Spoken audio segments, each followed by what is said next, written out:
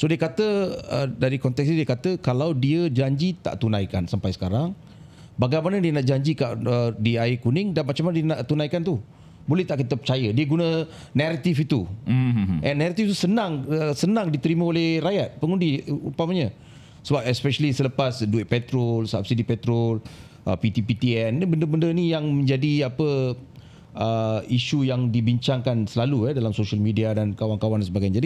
Jadi bagaimana Barisan Nasional, kita nak calon Barisan Nasional, strategi Barisan Nasional untuk mengatasi atau menerangkan isu ni kepada rakyat? Saya lihat daripada analisa saya sendiri, perkara ini dimainkan di semua tempat dan boleh dikatakan ada impaknya. Sebab saya lihat hari ini kenyataan Datuk Seri kata faktor emosi itu tak ada seperti di Sungai Bakap. Dalam ceramah saya mulakan dengan kita nak jadi kerajaan atau kita nak jadi pembangkang. Lepas tu saya kata kalau sokong calon nombor 1 kita jadi kerajaan, bukan hanya kerajaan negeri tapi juga kerajaan pusat. Tapi kalau kita sokong parti nombor 2, calon nombor 2, kita jadi pembangkang bukan hanya di negeri tetapi juga di pusat. Saya menarik perhatian mereka kepada realiti politik Malaysia. Kalau seseorang berada sebagai pembangkang, peruntukan dia tak dapat. Sukar untuk dia jumpa Menteri Besar Kerajaan. Sukar untuk dijumpa Perdana Menteri Kerajaan. Tapi kalau calon kita, Dr. Yusri, ada masalah orang kampung, dia boleh jumpa dengan Menteri Besar. Exco Kerajaan Negeri boleh jumpa, dia boleh jumpa Menteri, dia boleh jumpa Timbalan Menteri, dia boleh hantar surat macam-macam kan. Tentunya kita akan layan dengan baik. Jadi dalam konteks kawasan parameter sebuah DUN yang tidak memerlukan terlalu banyak sangat wang pembangunan, tentunya kita boleh menyelesaikan pelbagai masalah yang ada. Sebagai contoh, apakah di antara isu utama? Penyuraian trafik Pekan Tapah. Saya terlibat secara langsung. Arwah memanggil saya datang. YB Arwah Hisham Sarudin. Pada tahun lepas, bulan 11. Dia kata tolong bantu. Maka kita pun bantu. Mesyuarat itu dan ini, kita bantu. Akhirnya beberapa bulan dibuat percubaan, penyuraian trafik itu berkesan, tidak jam, bergerak, 7 minit selesai pergerakan satu hala untuk keluar daripada Pekan Tapah. Tapi sebelum itu, oleh kerana ada traffic light dan sebagainya, jam yang panjang, terutama hujung minggu, terutama waktu puncak, terutama waktu perayaan. Jadi kita selesaikan perkara itu. Letak bongkah-bongkah divider merah putih di sana sini. Lepas ini divider tu tak ada. 30 bulan 4 siap. Kita dah rancang awal, bukan kerana pilihan raya kecil ya. Kita dah rancang awal. Paling lewat 30 bulan 4. 30 bulan 4 siap. Hari jadi saya tu. Jadi. Kita buang undi 26 bulan 4. Divider tu cantik nanti. Bukan bongkah-bongkah lagi. Bongkah-bongkah ni macam bandar tak siap. Yang ini kita buat divider cantik-cantik, kawasan dia supaya selamat dan sebagainya. Lepas tu kita ada lebih kurang 18 lampu solar baru supaya Pekan Tapah terang benderang kan. Dan nampak segala laluan-laluan. Jadi kita boleh buat apa hal tak boleh buat. Baru 2.1 million, bukan 21 million, baru 2.1 million kan ya. 200,000 untuk lampu. Ini semua lulus sebelum penamaan calon, dan kita rancang sebelum kematian. Arwah menjemput saya dan ada gambar-gambarnya, ada kenyataan-kenyataan media saya yang buktikan bahawa ia adalah program yang dirancang lebih awal sebelum kematian. Kematian itu suatu yang memeranjatkan. Dia bekas pemain bola sepak pemain bola sepak kebangsaan. Dia tidak merokok. Tapi ini semua kerja Tuhan. Mengambil nyawa tanpa kita sedar, maka habis, tetapi usahanya itu kita teruskan. Dan saya yakin boleh diteruskan oleh calon kita. Calon pembangkang apa bendanya, dia nak mengantar surat ke mana, Prof? Bolehlah, kita terimalah, terima. Lepas tu dilayan atau tidak, itu terpulang kepada tentulah kalau pembangkang takkan nak layan sangat kan. Saya sendiri pun begitu. Ini naluri kita sendiri. Betul. Katalah Ketua UMNO Bahagian hantar surat pada Sanusi, dia layan ke? Ketua UMNO Bahagian hantar surat pada MB Kelantan, MB Terengganu, dia layan ke dibanding dengan Ketua PAS kawasan yang menghantar surat pada mereka? Ini naluri politik. Ini adalah realiti politik di mana-mana pun lah, bukan hanya di Malaysia. Kalau begitu Datuk Seri, apa isu lain yang Datuk Seri ingin sampaikan yang sudah mengambil keputusan untuk diselesaikan di samping isu penyuraian jalan trafik tadi itu dah kira selesai. Isu lain yang timbul ada juga yang menyatakan isu perniagaan. Apakah isu juga itu telah diambil keputusan? Ya, terima kasih Prof. Saya bersama dengan Menteri Besar menjemput saya dan JKR dalam satu pertemuan tertutup, tidak ada press, dengan kumpulan-kumpulan yang menyiapkan 5,000 tanda tangan membantah, dan kami bertemu, berbincang, ya. Syukur perkara itu selesai. MB sendiri membawa mereka melihat apa mereka nak. Mereka nak tapak kekal untuk berniaga.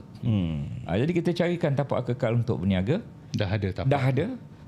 Jadi mereka pun dah berhenti membuat bantahan. Itu saja bantahan yang ada kepada peniaga-peniaga lah. Peniaga-peniaga yang tertentu. Peniaga yang rumah bangunan kekal tu dia biasa je. Tapi peniaga yang kecil-kecilan dan sebagainya, kita sediakan tempat yang kekal. Selesailah masalah itu, Prof. Jadi itu pun bukan sebelum lagi penamaan isu. calon. Sebelum penamaan calon. Ya, itu selesai. juga dah selesai. Ya. Jadi isu tempatan tidak lagi mendominasi di situ. Sebagaimana saya sebut tadi, mereka ingin mengulangi Sungai Bakap di Air Kuning. Semalam saya beritahu berbeza. Saya kata Sungai Bakap kita dah kalah dah sebenarnya. Kita nak cuba merampas. Bukan kita dah menang tapi kita dikalahkan. Di Sungai Bakap mereka dah menang. Yeah. Kita merampas tidak berjaya. Tetapi pada ketika itu ada isu sentimen emosi nasional yang tinggi. Yang pertama, Black Rock. Di kalangan Melayu, wah memang. Yang kedua, isu addendum. Di kalangan Melayu, wah memang panas pada ketika itu. Kemudian pelbagai kaum mengenai diesel. Subsidi dan RM200 belum masuk dalam akaun mereka pada ketika itu, baru diumumkan 200 kepada yang layak. Itu yang ketiga. Yang keempat, saya nak beritahu di sini, tak ramai orang tahu. Kenaikan taraf air. Tarif air yang dinaikkan banyak peratusan. Untuk kawasan Sungai Bakap, dia menjadi emosi yang tinggi kerana tekanan air rendah. Banyak kilang, dahlah tekanan air rendah bertahun-tahun. Kerajaan negeri naikkan tarif air. Kerajaan negeri mana tahu ada wakil rakyat nak meninggal kan? Yeah. Kita tak tahu apa yang berlaku di hadapan. Kalau kita tahu apa yang berlaku di hadapan, dunia ni aman damai, tidak ada peperangan, tidak ada tarif Trump kan. Tetapi oleh kerana kita tidak meramal masa depan, tarif air naik. Tujuan tarif air naik itu untuk memperbaiki tekanan air lah. Tapi tak sempat. Tak sempat pada ketika itu. Jadi emosi yang bertimpa-timpa itu, tetapi emosi itu tidak berlaku di Air Kuning. Tidak ada apa-apa emosi seumpama itu di Air Kuning. Tak ada isu besar ke sana. Tak ada isu. Lagipun ahli parlimen daripada Barisan Nasional, ya, sekian lama saya ingat dah dan dia menjaga kawasan cukup baik, dan namanya cukup harum. Jadi itu satu kelebihan pada kita lah. Betul. Ya. Nama dia pun Sarah. Ya, Sarah. Dia suka memberi sara hidup. Sara hidup. Datuk Seri, ini apa Barisan Nasional? Gurau. Ya, Barisan Nasional. Tarik balik. Dia dengar tu digembira lah. Gembira. Dalam majlis-majlis kita sebut. Sarabanan sara hidup. Sara hidup. Datuk Seri, di Air Kuning ni ada tak Barisan Nasional ni ada cadangan untuk keluarkan manifesto dalam PRK ni? Ada manifesto. MB dah sebut. Saya rasa sehari dua lagi ada manifesto khusus tentang kita tunggu. Kita tunggu. Tentunya Menteri Besar selaku pengarah pilihan raya akan mengumumkan. Saya ada tahu tentang perkara itu. Tapi detailnya tu kita tunggulah. Tunggu detail lah ya. Sebab kita ada masa lagi. Ada masa lagi. Okay. Ini dah masuk minggu kedua, Datuk Seri, pecutan terakhir lah. Apakah bentuk kempen yang akan diguna pakai untuk memastikan pengundi tega mungkin kekal? Majoriti 2213 daripada PRN yang lepas. 2 kali 2,000 je. 2,000 lebih sikit. PRU 14 2,000 lebih sikit, PRU 15 2,000 lebih sikit. Ya. Jadi apakah jangkaan dengan pecutan terakhir ini mampu untuk mencapai majoriti yang lebih besar? Dengan syarat majoriti lebih besar itu boleh dicapai, dengan syarat pelbagai kaum keluar mengundi dengan ramai sehingga 70% minima. Itu harapan kita. Dan pulanglah ya. Sekali lagi balik kampung, buka lagu Sudirman tu, masih raya lagi, raya kali kedua. Hari tu raya Aidilfitri, ni raya pilihan raya. Kita kena tengok sebab pilihan raya kecil ni bukan selalu Cameron kan. Pontian tak pernah. Tempat-tempat yang tertentu, oleh kerana itu dia punya kemeriahan lain macam kemeriahan. Kita kena melihat perkara itu dan pulanglah. Tengok-tengok gambar tak cukup, pulang dan merasai sendiri. Jadi pada saya satu, bergantung majoriti bertambah dengan pulangnya ramai 70% keluar mengundi. Seterusnya pengundi Cina keluar membantu supaya PH campur BN tu benar-benar terjadi. BN 9,000, PH 6,008. 9 campur 6 katalah 15,000, tolak campur 15,000. PN 6,008 juga, kebetulan 6,008, 6,008. Katalah mereka dapat, katalah 7,000, katalah ya. Jadi 15,000 tolak 7, 8,000 8. 8,000 majoriti daripada 2,000 majoriti.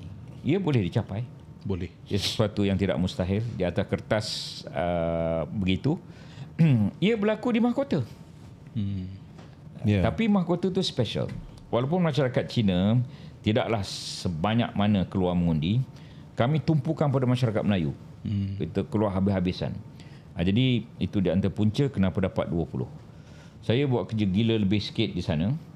18 hari sebelum penamaan calon, 12 hari selepas penamaan calon, 18 campur 2, 30 kali saya datang. Kerana saya timbalan pengurusi Johor. MB pengurusi, saya timbalan pengurusi. Jadi saya kena kerja lebih negeri, home ground. Home ground. Berjaya lah. Yang ini saya dah datang 12 kali. Saya akan datang dan datang. Hari Ahad saya datang adalah selang sehari saya datang. Dan ramai yang datang. Hari Ahad MB Johor pun datang. Ramailah. Hari 2 hari lepas malam Tok Mak Hassan datang. Kemudian TPM akan datang lagi. Kami bersungguh-sungguh. Seperti biasa PM tak datang mana-mana pilihan raya kecil. Daripada dululah PM tak datang. Bagilah kepada dia punya general kiri dan kanan untuk melaksanakan. Oleh itu saya yakin ada pertambahan majoriti kerana PH campur BN. Yang kedua, kalau kita boleh mengeluarkan 70%, maka kita boleh mencapai apa yang kita hasratkan. Sorry, kembali kepada isu emosi dan juga dikata-kata ada isu-isu besar. Saya nak tanya pasal masyarakat India dan Cina ni. Isu Koil Masjid India dan juga isu Dusun Durian di Raub. Ada tak bagi impak pada masyarakat India dan Cina di tapak air kuning khususnya? Sikit-sikit mungkin adalah, sikit-sikit. Tetapi oleh kerana ia tidak berlaku di hadapan mata pengundi. Kadang-kadang kita ni apa yang berlaku di hadapan mata kita, maka dia memberikan impak yang besar pada kita. Oleh kerana dia jauh kan ya. Jauh di isu Kuala Lumpur, isu Raub Pahang, jauh. Ia tidak berlaku di air kuning Tapah Perak. Oleh itu sikit-sikit adalah, tetapi tidak seperti tsunami ke apa ke, tidak. Lagipun saya lihat PN pun tidak begitu beri fokus kepada pengundi Cina dan India. Mungkin Urmei itu cuba pecahkan undi India, dia kata support PSM dan sebagainya, tapi saya rasa secara detail PN pun tak fokus sangat. Tak ada jentera yang mewakili masyarakat India dan juga Cina. PSM agak gigih. Yalah. Tetapi saya yakin macam dihilang deposit jugalah. PSM hari itu dia hilang. Last round dia dapat 586 itu hilang. Cumanya dia ada juga menyatakan ini adalah satu referendum kepada kerajaan perpaduan. Benarkah itu? PSM kata adalah. Saya pergi beberapa kali melihat dia punya HQ, command center. Command center dia agak strategik. Agak strategik dengan lambang tangan. Saya tak tahu siapa punya yang finance dia kan. Merata alam juga dia punya bendera merah tu. Tapi yalah, akhirnya nombor 1, nombor 2 lah pilihan. Dan saya yakin PSM tidak akan dapat undi yang banyak. Undi yang hardcore, PAS akan terus menyokong PAS. UMNO BN akan terus menyokong UMNO BN. Larilah ada sikit sahaja ya. 1-2. Tetapi atas pagar dia akan membuat pilihan yang rasional berdasarkan beberapa perkara. Sebagaimana saya sebut tadilah. Sokong PN jadi pembangkang negeri dan pusat. Sokong barisan jadi kerajaan negeri dan pusat. Ingat dua perkara itu je. Akanlah kawasan kita nak jadi pembangkang. Walaupun ada isu-isu yang belum tertunai dan janji-janji sebagaimana disebut, tetapi ia bukan satu perkara utama sangat apa yang berlaku, sebab contohlah ada jambatan tu lambat dibina. Itu isu kecil, tapi kita sedang bina. Ada satu jambatan roboh lambat dibina, tapi sedang dibina. Akhirnya akan siap jugalah tak lama lagi. Itu contoh. Isu-isu seumpama itu, ada jalan tu tidak ada cahaya waktu malam. Itu kita boleh pasang. Kita boleh pasang. Itu kerja wakil rakyat nantilah. Tapi isu anak muda ni, anak muda 18 hingga 39 ni yang majoriti ni, apa tawaran Barisan Nasional kepada mereka? Kalau anak muda perlu didekati. Anak muda perlu didekati dan perlu diberi sentiasa ingatan bahawa pendidikan yang mereka terima, sekolah menengah yang baru mereka habis, sekolah menengah tu semua adalah di bawah kerajaan lah. Kerajaan kita yang bertanggungjawab yang mengaturkan. Kemudian kalau mereka berada dalam vocational, TVET. TVET dan vocational ini sekarang ini menjadi kerjaya utama di bawah TPM Datuk Seri Zahid untuk menolong anak-anak muda mendapatkan pekerjaan yang mungkin lebih tinggi gajinya daripada masuk universiti. Kalau kita sedang berada di universiti itu semuanya kerajaan sejak Barisan Nasional dan kerajaan sekarang amat menekankan dan membantu terus-terusan. Jadi anak muda kena melihat siapa yang banyak jasa dalam diri mereka, daripada sekolah rendah, sekolah menengah, vocational, TVET, ataupun pendidikan tinggi, universiti awam. Siapa yang paling banyak jasa pada mereka? Pembangkang ke banyak jasa? Saya yakin anak muda dapat maklumat daripada podcast ini, daripada pelbagai lagi pembacaan Google, ChatGPT. Pergilah chat jasa-jasa Barisan Nasional, jasa-jasa UMNO di Malaysia. Jangan lihat kontroversinya aja, lihat jasa-jasanya. Satu lagi, anak-anak muda, siapa yang bawa kilang-kilang pelaburan masuk, memberikan kita pekerjaan di peringkat swasta? Siapa? Kerajaan BN dulu sampailah sekarang yang membantu menghidupkan segalanya untuk kita dapat kerja. Dan kemudian ruangan ekonomi yang cukup baik sehingga syarikat-syarikat boleh berkembang, perniagaan boleh berkembang di mana-mana, sehingga kita boleh dapat pekerjaan dengan syarikat-syarikat di mana-mana. Itu juga adalah usaha kerajaan yang ada memastikan ekonomi kita kekal berkembang dan stabil. Golden question tu. Ya. Kalau katakan the next election kita Barisan Nasional secara parti solo, kita bertanding PRU, what do you think? Kita rasa Barisan Nasional boleh menang ke kerusi seperti dulu sebagai satu parti dominan? Sebab baru-baru ni saya lihat satu ceramah ucapan Datuk Seri Zahid. First time saya dengar dia cakap di Melaka, dia kata gabungan ini hanya sehingga PRU ke 16. Lepas tu kita akan buat keputusan. So selaku ketua War Room, Secretariat War Room Barisan Nasional UMNO, apa pendapat Datuk? Apabila disebut sehingga PRU 16, berarti masuk PRU 16 dengan gabungan ini. Sehingga PRU 16. Saya tahu, ialah kita dalam kabinet kecil yang membuat keputusan. Sewaktu PRU 16 itu masih gabungan inilah. Masih gabungan ini. Kemudian kita tengok berapa banyak kerusi setiap parti dapat lah. Dan kita sedang berusaha untuk menambah lagi kemenangan. Sekarang ni 30, kita berusaha mungkin 60-70 kursi. Kawasan-kawasan yang kita kalah sedikit, kita cuba tawan balik ya. Sebagai contoh, Mersing kalah 1,200 je. Contoh Gua Musang kalah 100 lebih je. Takkanlah kita tak boleh tawan Gua Musang sedangkan Nenggiri kita telah tawan. Dengan kemenangan di Nenggiri, sekarang ni Gua Musang sudah jadi kawasan yang kita menang. Dari segi campur tolaknya ya. Itu contoh. Ada banyak lagi kawasan-kawasan seumpama itu yang kita boleh tawan. Marginal seats ya. Ada banyak dan kita harap dengan usaha-usaha yang tertentu kita boleh menambah bilangan double kerusi daripada 30 pada 60. Dan kita bukan mengambil kerusi PH. Kita tak ambil kerusi PH ni apabila saya sebut tu. Kita mengambil kerusi pembangkang yang sekarang dia orang menang lah. Kita tak ambil kerusi PH. Jadi kita tak bergaduh dari segi tu. Okey. Terima kasih Datuk Seri. Golden question. Mungkin Saya nak pesanan terakhir, Datuk pesanan terakhir kepada pengundi dan juga penyokong-penyokong Barisan Nasional. Terakhir setakat inilah. Setakat ini. Dalam podcast ni ya. Dalam podcast. Aduh. Dah hampir sejam ni. Dah. Okey, ini pantun lah ya, dalam bentuk pantun. Pantun yang mudah, pantun yang agak complicated. Kita bagi pantun yang susah sikit. Bunyi begini. Desa terpencil, suasana hening, berkembang selasih, indah kawasan. Pilihan raya kecil, air kuning. Terima kasih undi barisan. Okey. Yang simple, tepuk amai-amai, durian dalam baldi. Mari ramai-ramai, barisan kita undi. Calon nombor 1. Terima kasih Datuk Seri. Itulah mesejnya. Sanggup bersama podcast sana sini hari ini. Terima kasih.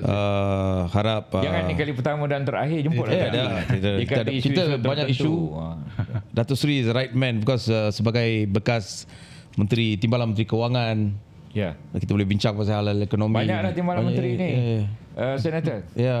Timbalan Menteri JPM, Timbalan Menteri Kewangan 1.0, Timbalan Menteri MITI, Timbalan Menteri Kewangan 2.0, Timbalan Menteri Kerja Raya. Sebelum tu susah politik usahawan. Pengalaman politik Datuk Seri. Sebelum tu jaga Felda. Tapi masih timbalan lah. Okeylah, akan tiba masanya. Prof, doakan Prof. Tak lama lagi. Okey, kepada penonton, sila like, share dan subscribe podcast sana sini. Hari ini kita bersama seorang pemimpin yang hebat, iaitu Datuk Seri Ahmad Mazlan. Kecil je. Ya, kecil dan serba kebolehan, boleh berpantun dan sebagainya. Memasak. Beliau telah masak. Itu trait beliau. Secara keseluruhannya kita telah bincang tentang air kuning dan senario di sana, senario politik ya khususnya di masa-masa PRK yang akan dijalankan pada 26 hari bulan ni. Jadi I wish you all the best Datuk Seri. I lihat Datuk Seri hard work selalu kat sana ke sini. Jadi kita ikuti topik lain di episod yang akan datang. Ya. Doktor, sekian, terima kasih. Terima kasih.